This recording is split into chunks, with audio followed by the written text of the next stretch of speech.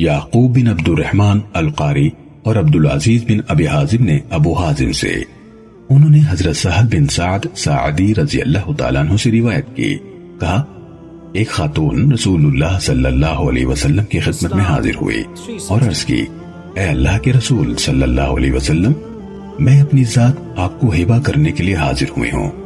آپ صلی اللہ علیہ وسلم نے اس کی طرف نظر کی، آپ اپنی نظر نیچے سے اوپر اور اوپر سے نیچے تک لے گئے، پھر رسول اللہ صلی اللہ علیہ وسلم نے اپنا سر مبارک جھکا لیا۔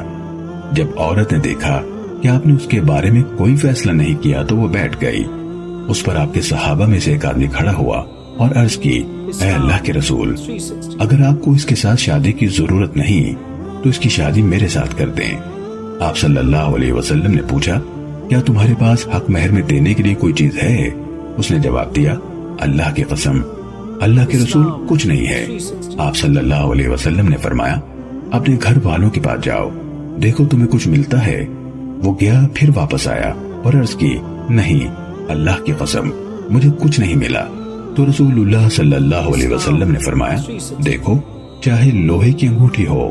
وہ گیا، پھر واپس آیا اور عرض کی، نہیں، اللہ کی قسم، اللہ کے رسول، لوہے کی انگوٹھی بھی نہیں ہے، البتہ میری یہ تہبند ہے۔ سہل نے کہا، اس کے پاس کندھے کی چادر بھی نہیں تھی، اس میں سے آدھی بطور مہر اس کے لیے ہے۔ رسول اللہ صلی اللہ علیہ وسلم نے فرمایا، وہ تمہارے تہبند کا کیا کرے گی؟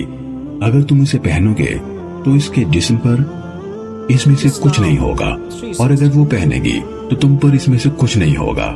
اس پر وہ آدمی بیٹھ گیا، اسے بیٹھے ہوئے لمبا وقت ہو گیا تو وہ کھڑا ہو گیا اور چل دیا۔ رسول اللہ صلی اللہ علیہ وسلم نے اسے پیٹ پھیر کر جاتے ہوئے دیکھ لیا۔ آپ نے اس کے بارے میں حکم دیا تو اسے آپ صلی اللہ علیہ وسلم کی خاطر بلا لیا گیا۔ جب وہ آیا تو آپ صلی اللہ علیہ وسلم نے فرمایا، تمہارے پاس قرآن کتنا ہے، یعنی تمہیں کتنا قرآن یاد ہے؟ اس نے عرض کی، میرے پاس فلاں سورت اور فلاں سورت ہے۔ اس نے وہ سورتیں شمار کی تو آپ نے پوچھا، تم انہیں زبانی پڑھتے ہو؟ اس نے عرض کی، جی ہاں۔ آپ صلی اللہ علیہ وسلم نے فرمایا، جاؤ، تمہیں جتنا قرآن یاد ہے اس کے عوض نکاح کے لیے تمہیں اس کا مالک یعنی خاوند بنا دیا گیا۔ یہ ابن ابو حازم کی حدیث ہے۔ یعقوب کی حدیث بھی الفاظ میں اسی کے قریب ہے۔ صحیح مسلم